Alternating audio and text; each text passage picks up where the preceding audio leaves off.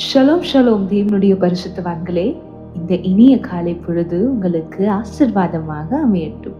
லோகத்தின் பரனிலிருந்து உங்களது தினசரி தீர்க்க தரிசன நாளிதழிற்கு உங்களை வரவேற்கிறோம். வியாழக்கிழமை 10 தமோஸ் ஜூன் 25. உங்கள் வாழ்க்கைக்கான தேவனுடைய திட்டத்தை பின்பற்றுங்கள்.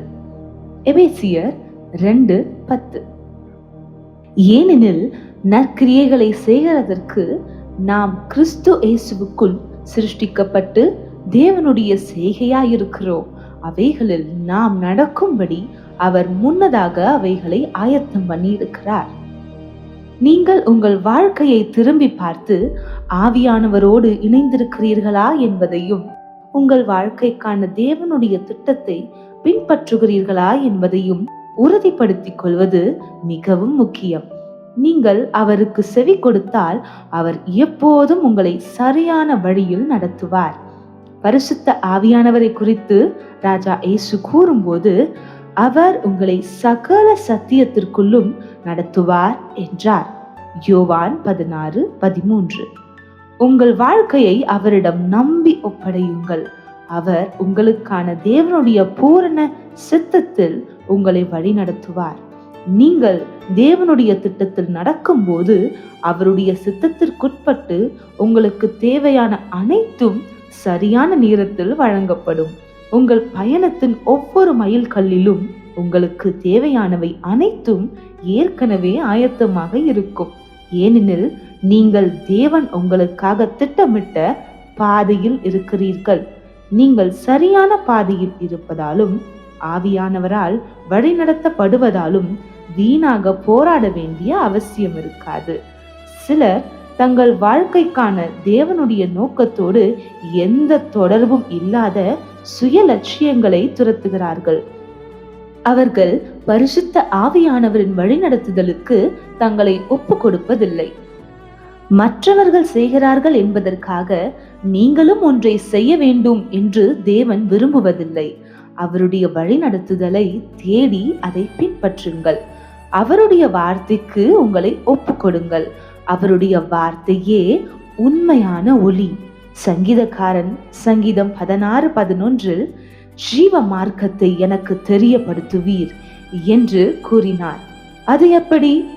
வார்த்தையின் மூலமாகத்தான். அவருடைய வார்த்தை உங்கள் கால்களுக்கு தீபமும் உங்கள் பாதைக்கு வெளிச்சமுமாய் இருக்கிறது. சங்கீதம் 119:105. தம்முடைய வார்த்தையின் மூலம் அவர் உங்களை வெற்றி, ஜெயம் பெறுதல் மற்றும் எல்லையற்ற மகிழ்ச்சியின் பாதைகளில் நடத்துகிறார். அந்த பாதைகளை அவர் ஏற்கனவே உங்களுக்காக முன்கூட்டியே ஏற்பாடு செய்துள்ளார். உங்கள் வாழ்க்கை சூழ்நிலைகளால் அலைக்கழிக்கப்படும் ஒரு புதிராக இருக்கக்கூடாது. நீங்கள் தற்செயலாக பிறந்தவர் அல்ல. நீங்கள் இந்த உலகிற்கு வருவதற்கு முன்பே தேவன் உங்களுக்காக அனைத்தையும் ஆயத்தம் செய்து விட்டார்.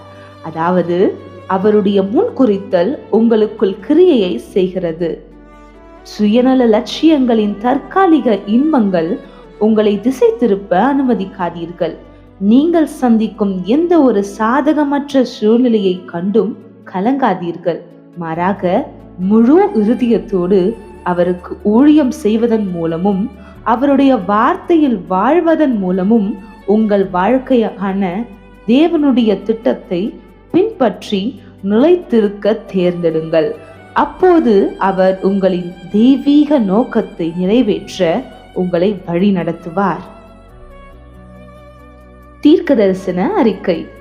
அன்புள்ள அப்பா, உம்முடைய வார்த்தையின் மூலமாகவும் ஆவியானவரோடுடனான ஐக்கியத்தின் மூலமாகவும் உம்முடைய நாமத்திற்கு மகிமை கொண்டு வரும்படி எனக்காக நீர் வைத்துள்ள நோக்கத்தை நிறைவேற்றி என்னை நடத்துகிறீர். உம்முடைய தெய்வீக நோக்கத்தோடு இணைந்த முடிவுகளை எடுக்கவும் கிரியைகளை செய்யவும் பரிசுத்த ஆவியானவரால் நான் தெய்வீகமாக பலப்படுத்தப்படுகிறேன். ராஜா இயேசுவின் நாமத்தில் ஆமென். மேற்கொண்ட தியானம் எபேசியர் 1:11-12 வசனங்கள், ரோமர் 8:29-30 வசனங்கள். 365 நாள் வேத வாசிப்பு திட்டம். இன்றைய உங்கள் வாசிப்பு திட்டம் நீதிமொழிகள் 28-31 அதிகாரங்கள். அன்பான பரிசுத்தவான்களே, நீங்கள் பிரகாசமான மகிமையில் ஜொலிப்பதற்காக படைக்கப்பட்டீர்கள். தேவன் யார் என்பதன் அற்புதமான உண்மையை வெளிப்படுத்துவதற்காக உங்கள் வாழ்க்கை படைக்கப்பட்டது. அவருடைய ஒளி உங்கள் வாழ்வில் பிரகாசிக்கட்டும். மேலும் கர்த்தருடன் இணைந்து ஒரு அற்புதமான ஒளியை உருவாக்கும் செயல்முறையை அனுபவித்து மகிழுங்கள். இன்று உங்கள் மீது கூறப்பட்ட தீர்க்க தரிசன வார்த்தைகள் உங்களை உற்சாகப்படுத்தி பலப்படுத்தட்டும். ராஜாவாகிய இயேசுவின் நாமத்தில் ஆமென்.